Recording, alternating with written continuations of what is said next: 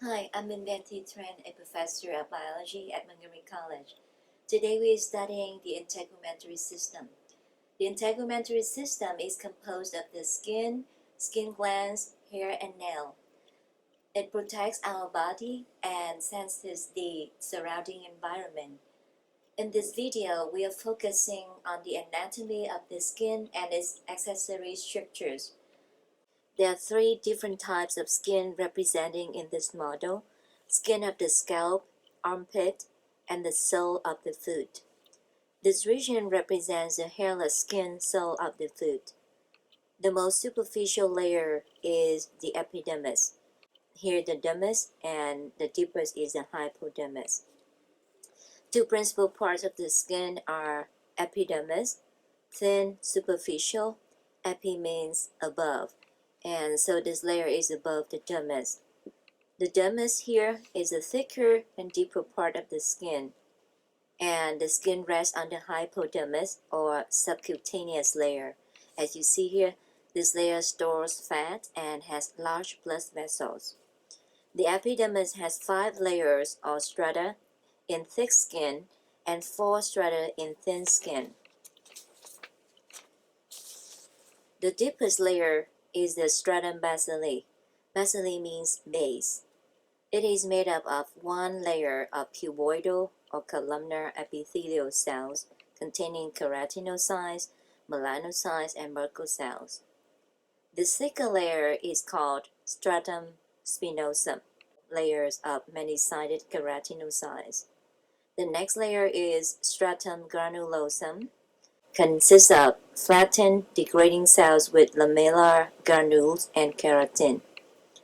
And this layer is called stratum lucidum.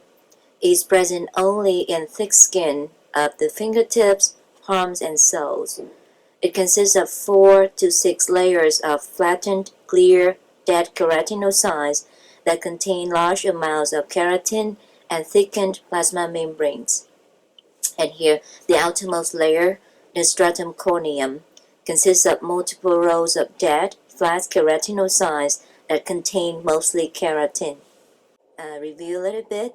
Remember the kind of epithelium? Keratinized stratified squamous epithelium makes up the epidermis of the skin. Let's review and compare thick and thin skin. The distribution of thin skin is all parts of the body except areas such as palms, palmar surface of fingers and toes, and soles. On this model, these two regions, the skin of the scalp and the armpit, thin skin. There is no stratum lucidum. The thin skin has thinner stratum spinosum and stratum corneum. The second, the deeper part of the skin, the dermis, containing two regions, papillary region and reticular region. Papillary region is the superficial portion of the dermis.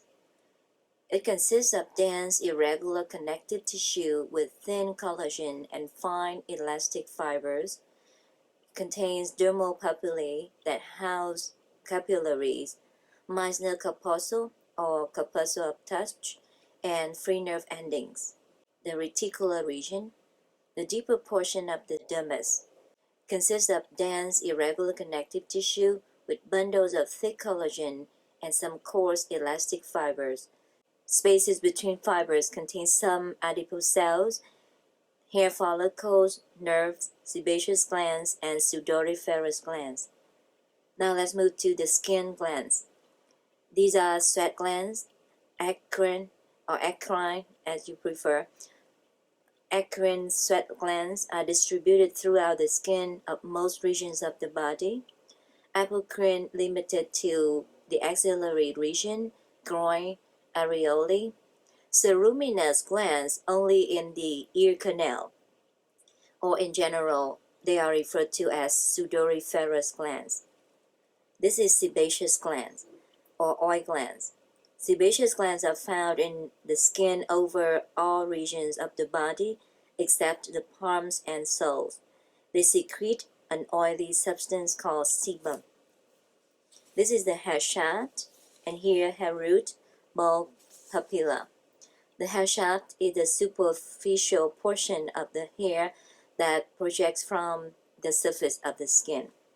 The root is the portion of the hair deep to the shaft that penetrates into the dermis and sometimes into the hypodermis.